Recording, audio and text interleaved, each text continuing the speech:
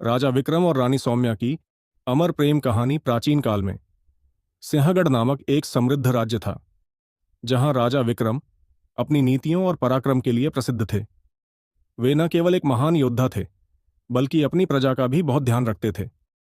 उनकी पत्नी रानी सौम्या अपनी अनुपम सुंदरता, बुद्धिमत्ता और दयालुता के लिए जानी जाती थीं। राजा विक्रम और रानी सौम्या का प्रेम अद्वितीय था।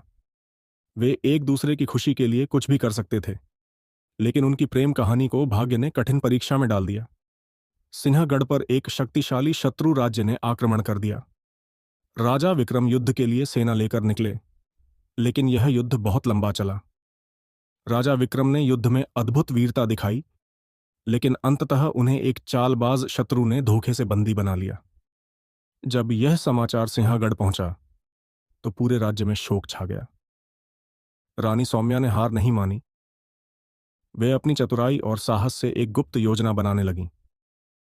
वे साधारण सैनिक के वेश में शत्रु राज्य पहुंची और वहां की परिस्थितियों का अध्ययन किया।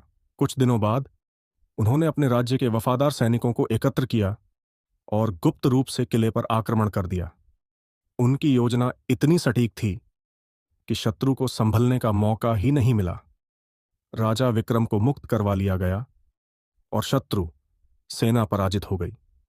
राजा विक्रम ने अपनी रानी के साहस और बुद्धिमत्ता की सराहना की। वे समझ गए कि सच्ची शक्ति केवल तलवार में नहीं, बल्कि प्रेम, विश्वास और बुद्धि में भी होती है। जब वे अपने राज्य लौटे, तो प्रजा ने उनका भव्य स्वागत किया। राजा और रानी का प्रेम और अधिक प्रगाढ़ हो गया। उनकी प्रेम कहानी पीढ़ियों तक सुनाई जाती रही और वे हमेशा के लिए अमर हो गए। सिंहगढ़ राज्य और भी समृद्ध हुआ और उनका नाम इतिहास में स्वर्ण अक्षरों में लिखा गया।